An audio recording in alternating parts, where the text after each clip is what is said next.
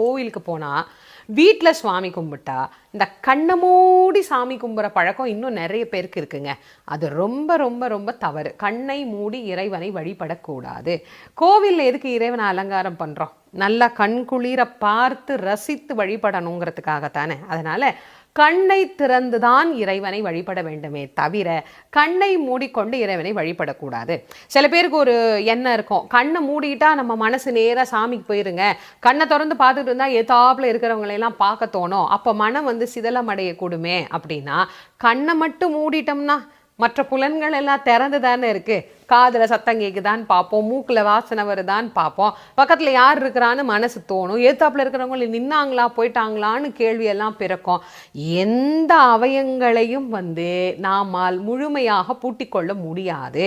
அப்போ புலனடக்கம்ங்கிறது நமக்கு வேணும். அதுக்காக கண்ணை மூடிட்டு தான் நம்ம சாமி கும்பிடணும்னு யாரும் நமக்கு சொல்லலை.